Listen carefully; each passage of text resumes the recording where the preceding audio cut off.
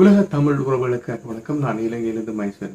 கல்யாணி ராகம்னு சொல்ற அந்த ராகத்தை கீபோர்டில் எப்படி ஈஸியாக அண்டர்ஸ்டாண்ட் பண்ணுறேன். அது மட்டும் இல்லாமல் உங்களுக்கு சுருதி சுரங்கள்ன்ற ஒரு விஷயங்களுக்கு, அதாவது சுரஸ்தானங்கள் 12 இருக்கிற மாதிரி சுரங்கள் இருக்கிறது. 7 நோட்ல இருந்து நம்ம பாட்டை எப்படி ஆரம்பிக்கிறோம். அதாவது 12 நோட்ஸ் இருக்குது. அந்த 12 நோட்ஸ்ல இருந்தும் எவ்வாறு ஒரு பாடலை ஆரம்பிக்கிற மாதிரி அந்த ராகத்தை எப்படி ஒவ்வொரு நோட்ல இருந்தும் ஆரம்பிக்கிற அதை எப்படி செய்யறன்ற விஷயத்த நம்ம காட்ட போகிறோம். அது மட்டும் இல்லாமல் இன்னொரு விஷயம் என்ன சொன்னால், நீங்கள் பாடல்களாக இருப்பீங்க, பாட்டு படித்து கொண்டு இருப்பீங்க, பட் நீங்கள் சங்கீத கிளாஸுக்கு போயிருப்பீங்க, உங்களுக்கு புரியாது. சுருதி என்ன அவங்க சொன்னாலும் உங்களுக்கு அண்டர்ஸ்டாண்ட் பண்ணலாம். அப்படியான விஷயங்கள் தெரியாட்டி நீங்கள் இந்த வீடியோவை பார்க்குறீங்க, உங்களுக்கு ஒரு ஐடியா ஒன்று வரும்.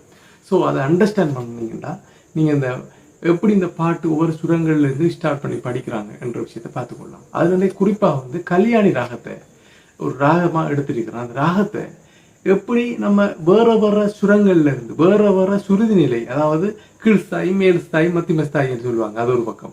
அது பிச்சுன்னு சொல்லுவாங்க, எந்த பிச்சில இருந்து எந்த நோட்ல இருந்து இப்படி எல்லாம் பலவிதமாக கேட்பாங்க, அவங்களுக்கு குழப்பமா இருக்கும். ஸோ அதெல்லாம் விடுங்க, எல்லாத்தையும் விட்டு போட்டு நான் தார இந்த பயிற்சியை கவனிச்சிங்கண்டா இவ்வளவுதான் விஷயம். இதை வச்சுக்கொண்டு ஒரு தியரி இருக்கும்.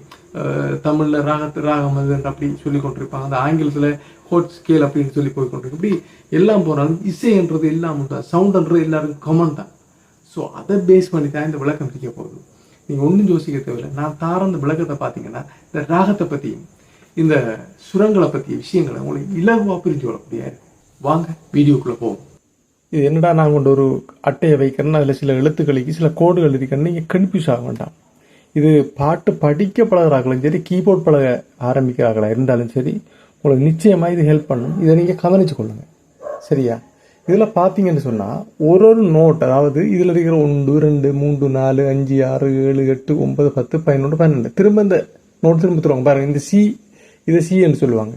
வோக்கல் தெரியாத இந்த கீபோர்ட் தெரியாதாக்களும் நீங்கள் கவனிச்சிங்கன்னா ஒரு விஷயம் விளங்கும். அதாவது இந்த இடத்துலேருந்து இந்த இடம் வரைக்கும் பாருங்க, 2 3 2 இருக்குது, இங்கே 3 இருக்குது, திரும்ப 2 இருக்கு, 3 இருக்கு. ஸோ இவ்வளவு 7 சுரங்களும் கூட்டுத்தொகுதி சுரஸ்தானங்கள் சொல்கிறேன். ஸோ இதுல இருந்து தொடங்கி இது 2க்கு முன்னுக்கிரிகளில் தொடங்கி 2க்கு இருக்கிறது முன்னுக்கிரிகளை முடியுது. ஸோ இது திரும்ப தொடங்குது. ஸோ அந்த 12 இதுல இருந்தீங்கன்னா இந்த 2க்கு முன்னுக்கிரிகளில் இருந்து ஆரம்பிக்கும். 1 2 3 4 5 6 7 8 9 10 11 12 வந்துட்டு திரும்ப முதலாவது தொடங்குது. இது சேதாங்க. இதை சேண்ட் எடுத்தோம்னா இதுவும் சே. ஸோ அப்படிதான் பார்க்கணும். இப்போ நீங்க அதெல்லாம் விடுங்க, ஒரு ஐடியாவுக்காக விளக்கத்துக்காக தான் நம்ம வந்திருக்கிறோம். இதை புரிஞ்சு கொள்றதுக்காகத்தான் நம்ம இப்போ இந்த வீடியோ செய்கிறோம். இப்போ கல்யாணி ராகம்ன்றது என்னன்னு சொன்னால் இதை புரிஞ்சு கொள்ளுங்க. புதுசாக முதல்ல பேசுகிற விஷயத்தை புரிஞ்சு கொள்ளுங்க. அதுக்கு பிறகு இதை நம்ம தெளிவாக கதைப்போம்.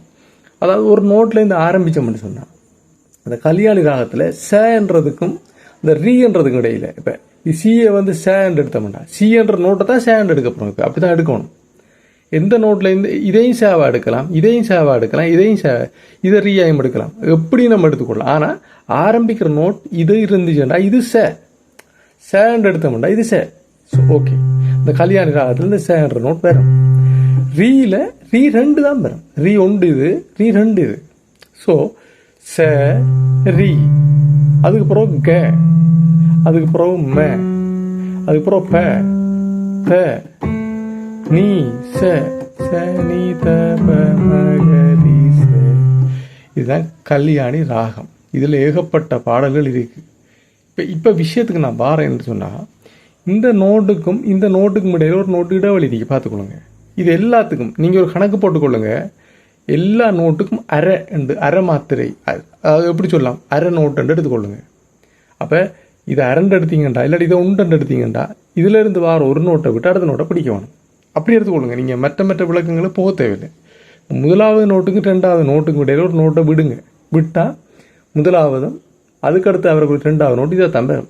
அதுக்கப்புறம் ஒரு நோட்டை விடுங்க, அதுக்கப்புறம் அதை பிடிங்க, திரும்ப ஒரு நோட்டை விடுங்க, அதுக்கப்புறம் வர நோட்டை பிடிங்க, பிறகு ஒரு நோட்டை விடாமல் அதுக்கு அடுத்த வர நோட்டை பிடிங்க, அப்புறம் ஒரு நோட்டை விடுங்க, திரும்ப அடுத்த வர பிடிங்க, ஒரு நோட்டை விட்டு அடுத்த அப்படிங்க, அதுக்கப்புறம் இன்னொரு ஒரு நோட் அதை பிடிங்க, அதுக்கு அடுத்த வர நோட்டை பிடிங்க, திரும்ப வரும். ஸோ அந்த ஒரு சுரங்களுக்கு இடையிலான இடைவெளி எப்படி பேட்டர்ன் பண்ணப்பட்டிருக்கின்றதை வச்சு கொண்டு தான் அந்த சவுண்ட் சுரங்கள் ஸ்டார்ட் பண்ண இடத்துலேருந்து எத்தனை கூடி குறையுதுன்றதை வச்சு கொண்டு தான் இந்த ராகம்ன்றது நமக்கு விளங்கப்படுத்தப்பட்டிருக்கு. உதாரணத்துக்கு நீங்கள் இப்போ பார்த்தா நம்ம இது சங்கராபரணம் ராகம் ஒன்று சும்மா உதாரணத்துக்கு எடுத்துக்கணும். சங்கராபரணம் ராகமாக இருந்தால் சீலேருந்து சரிகம பதனிச இது இதிலிருந்து வெள்ளக்கட்டையில் மட்டும் வாசிக்கிறேன் சங்கராபரணம் ராகம் பெறும். ஸோ அது மாதிரி இதை பாருங்க நீங்கள், இது வித்தியாசம். இது எப்படின்னு சொன்னால் இது இந்த வகையான இடைவெளிகளை பயன்படுத்தினா மட்டும்தான் பெறும். ஸோ நான் இப்போ என்ன செய்கிறேன்டா சரிக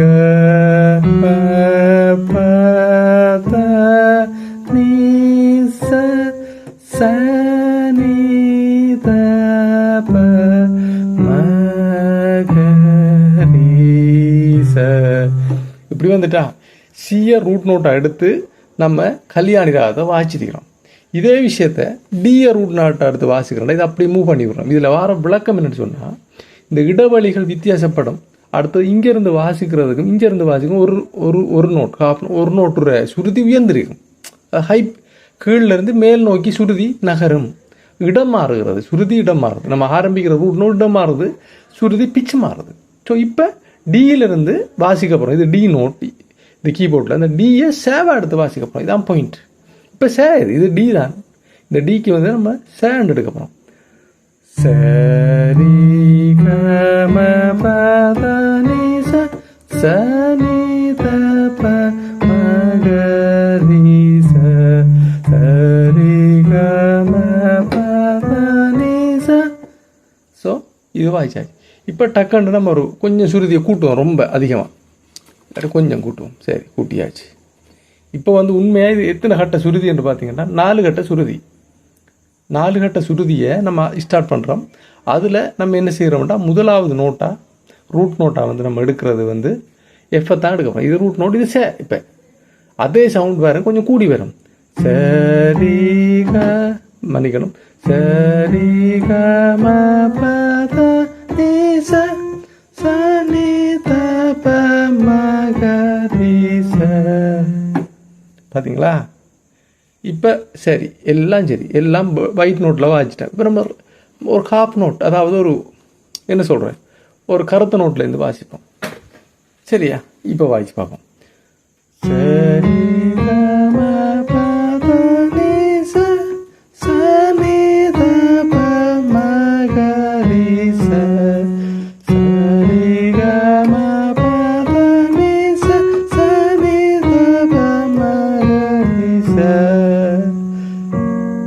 இப்போ பாருங்க, எந்த நோட்ல இருந்தும் பாட்டு வாசிக்கலாம். இப்போ ஒரு விஷயத்துக்கு வருவோம். பொதுவாக இந்த கல்யாணி ராகத்தை பாவிக்கும் நேரம் என்னென்ன கோட்ஸ் வரும் அதை பார்த்துக்கொள்வோமா? சரி, இப்போ கல்யாணி ராகத்தை நான் வச்சுக்கொள்கிறேன். இப்போ எனக்கு ஒரு ஈஸியான ஒரு இதில் சியிலிருந்து நான் வைக்கிறேன். இந்த சியை ரூட் நோட்டை எடுத்து வாசிக்கிற நேரம், நான் சே ஒன்று எடுக்கிற நேரம் என்னென்ன கோட்ஸ் வருதுன்னு பார்ப்போமா? இங்கே பாருங்க, என்ன கோட்ஸ் வரும்? சி மேஜர் வரும், அடுத்தது டி மேஜர் வரும். நம்ம கீழே இருக்கிற நோட்டுக்கும் தள்ளி போகிற நோட்டுக்கும் அவ்வளோ வித்தியாசம் வருதுன்னு பாருங்க. இதை வச்சு கொண்டு நீங்கள் கண்டுபிடிக்கலாம். சுருதி இடம் மாறும்போது இந்த ஸ்பிச்சு இடம் மாறுகிறது. பாடல் படிக்கிற நேரமும் சரி, இந்த ராகங்களை செய்கிற நேரம் அந்த இடம் மாறுற நேரம் தூர வித்தியாசத்தால் சவுண்டு உயரத்தில் போகும். உயரத்தில் இருந்து ஸ்டார்ட் பண்ணுறதுக்கும், அதாவது ஒரு வீடை நீங்கள் ஒரு மலையை நோக்கி உயரத்தை நோக்கி ஏறுறீங்கன்னு வச்சுக்கொள்ளுவோம். கீழே நீங்கள் ஒரு 5 அடி உயரத்தில் வீடு கட்ட ஆரம்பிக்கிறீங்கன்றானே உங்களுக்கு பாரத்தை தூக்கிட்டு போகிறது கஷ்டமாக இருக்கும். 5 அடி உயரத்திலிருந்து ஆரம்பிக்கணும், எல்லாத்தையும் தூக்கி அடுக்கணும். இதே நேரத்தை இன்னும் ஒரு 10 அடிக்கு மேலிருந்து நீங்கள் அந்த வீடை கட்டத்துறோங்கிற நேரம் உங்களுக்கு வேலை கூட இருக்கும், உடம்பு கஷ்டமாக இருக்கும். அது மாதிரி தான் இந்த ராகம். இப்போ நான் என்ன செய்கிறேன்னு சொன்னால், இப்போ 1லேருந்து திரும்ப வாய்ச்சி காட்டி போட்டு தொங்கல்லேருந்து வாய்ச்சி காட்டுறோம். பாருங்க வித்தியாசத்தை.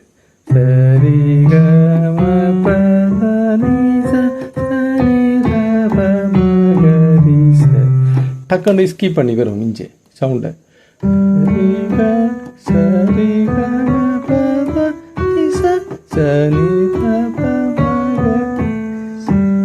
இப்போ பாருங்க,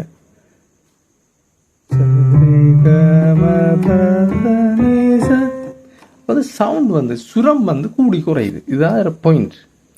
ஸோ இதை இப்படி ஒரு எளிமையான முறையை பயன்படுத்தி உங்களுக்கு விளக்கம் கொடுக்கக்கூடிய இருக்கு. இதை விட்டு போட்டு நீங்கள் கிளாஸுகளுக்குள்ள போகிற நேரம் உங்களுக்கு இந்த ராகம், அந்த ராகம், இந்த ராகம், அத்தனை ஸ்துதியில் பாடு, இந்த ஸ்துதியில் பாடுதுன்றது இதுதான். இப்போ 5 கட்டையில் பாடுங்கண்டா நீங்கள் இங்கே இருந்து ஆரம்பிக்கிறீங்க. 5 கட்டையில் பாடண்டா பிட்டா கண்டுபிடிச்சி சுருதி போட்டியை நீங்கள் திருப்புவீங்க 5 கட்டையில், அதுலேருந்து ஆரம்பிப்பேன். ஆனால் கிளியராக உச்சரிக்கிறான்னு பார்த்தீங்கன்னா இல்லை. சம்டைம் மிஸ் ஆகலாம். அதுக்கு இந்த டூல் உங்களுக்கு உதவியாக இருக்கும். இங்கே பாருங்க, சரிகம சாரி சரிகம பத நீச சனிதப மக நீச.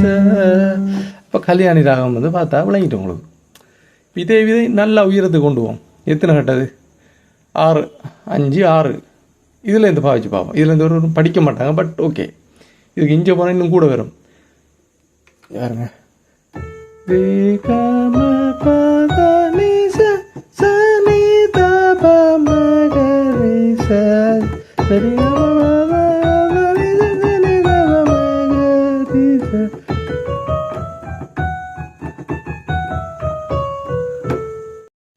சரி, இப்போ பாருங்க, கல்யாணி ராகத்தில் இருக்கிற ஒரு பாட்டை வந்து நான் வாய்ச்சி காட்டுறேன். இவ்வளவு சரியா வருதான்னு நீங்களே பாருங்க. கல்யாண ராகத்தில் நான் இந்த நோடையே எடுக்கிறேன். பாருங்க, மன்னிக்கணும். நிற்பதுவே பரப்பதுவே அரவே.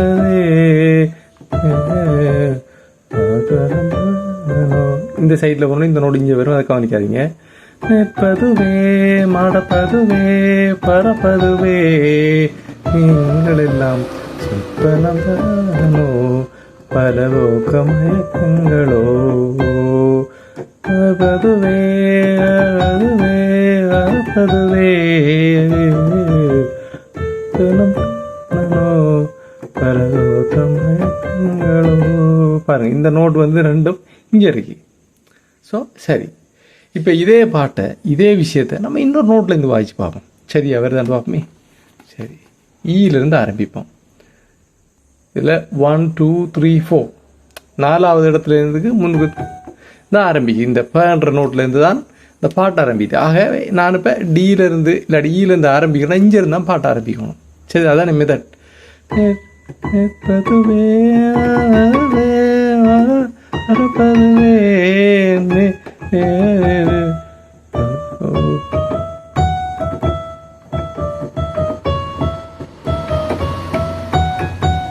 பாருங்க, இந்த பயிற்சியெல்லாம் எவரும் இதுவரை சொல்லி கொடுக்கல. இங்கே பாருங்க, இந்த பேன்ற இடத்துல இருந்தால் அந்த பாட்டு ஆரம்பிக்குது. அதால நான் வாசிக்கிறோம் பாருங்க. நேப்பதுவே நரப்பதுவே வரப்பதுவே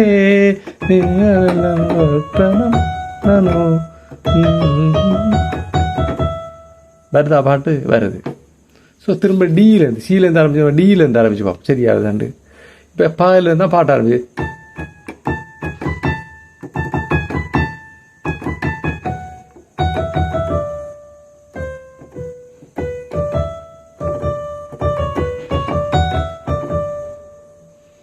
இதில் நான் இங்கே வர நோட்டை வந்து இதை இங்கே அப்ளை பண்ணணும். அதெல்லாம் நீங்கள் கவனிக்கிறதுல பேர்லேருந்து பதுவே மரப்பதுவே பரப்பதுவே.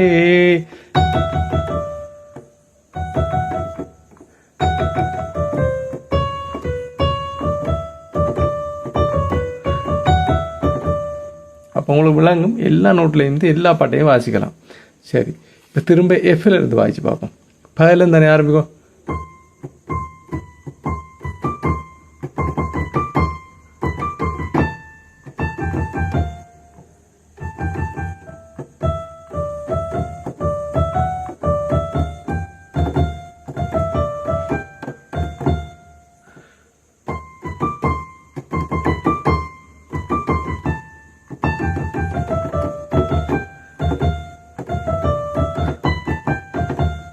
நான் அப்பளை விட்டு வாசிச்சிருப்பேன். விஷயம் இதுதான்.